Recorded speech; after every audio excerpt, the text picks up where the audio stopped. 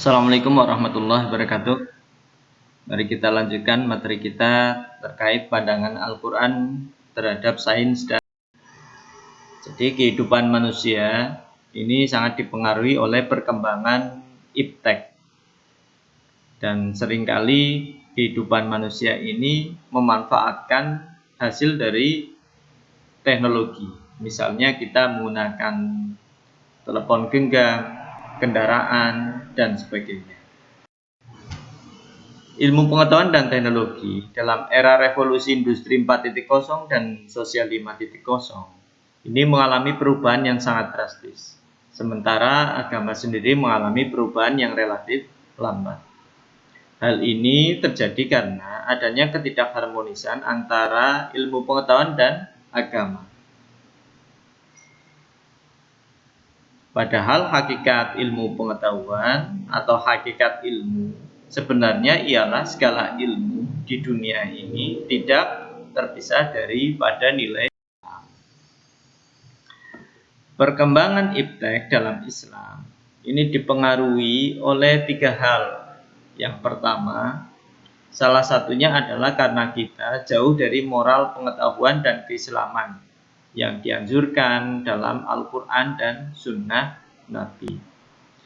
Yang kedua, masyarakat harus menghilangkan pertentangan-pertentangan ideologis dan juga pertentangan politik.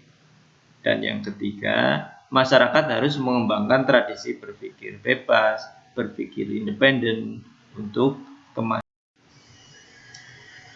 Islam mendorong umatnya agar melakukan penelitian.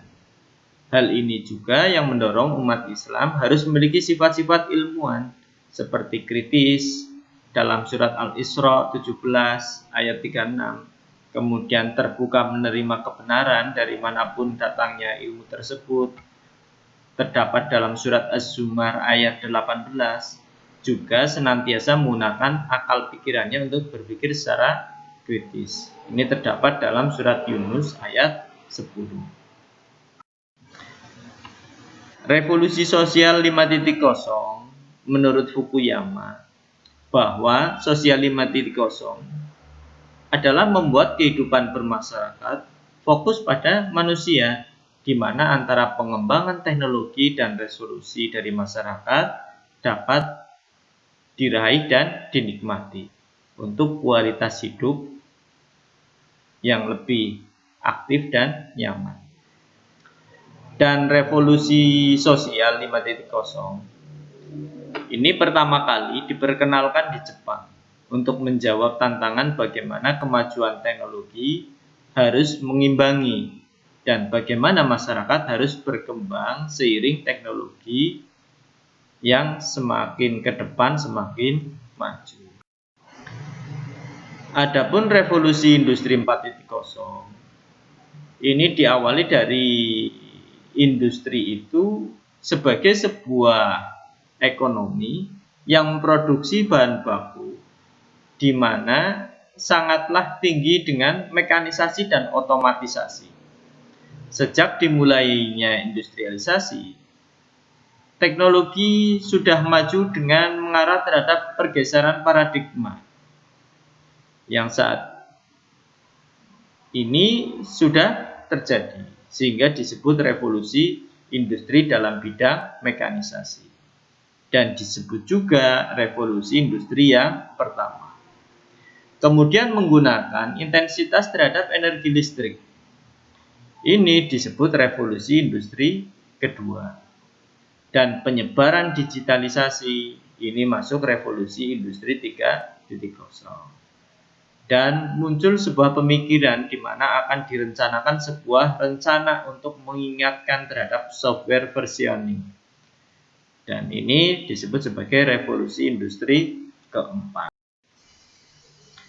Adapun artificial intelligence atau AI merupakan bagian bidang ilmu teknik informatika yang meliputi data mining, pembelajaran mesin, jaringan syaraf tiruan, pengenalan pola, sistem pakar, dan sejenisnya.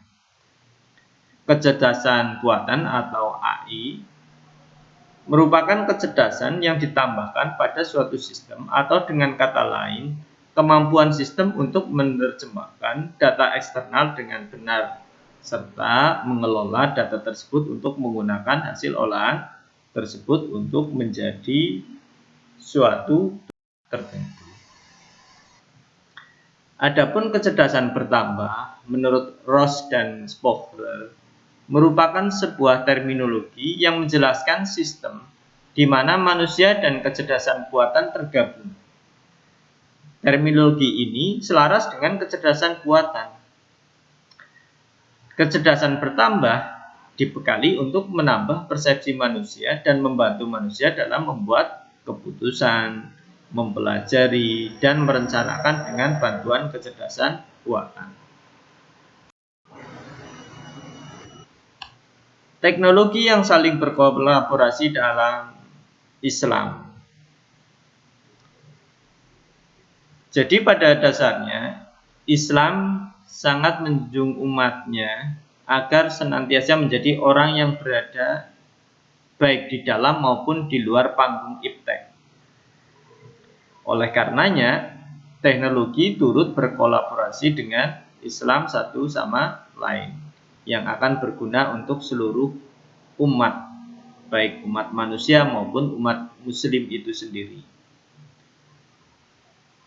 Hal inilah yang membuat umat Islam atau umat muslim harus memiliki sifat-sifat ilmuwan, yakni kritis, terbuka, dan senantiasa menggunakan akal pikiran secara kritis. Ini yang akan mengantarkan pada sebuah keharusan bagi setiap umat muslim agar mampu unggul dalam ilmu pengetahuan dan teknologi. Dalam hadis Rasulullah SAW terdapat dorongan untuk menuntut ilmu yang selaras dengan penekanan dari ilmu dalam Al-Quran. Disebutkan barang siapa yang menempuh suatu jalan dalam rangka menuntut ilmu, maka Allah akan melapangkan jalan baginya menuju surga. Dalam hadis riwayat At-Tirmidzi. Beliau juga bersabda, barang siapa yang keluar untuk menuntut ilmu, maka dia berada di jalan Allah sampai ia kembali. Demikian, billahi taufiq wal hidayah. Assalamualaikum warahmatullahi wabarakatuh.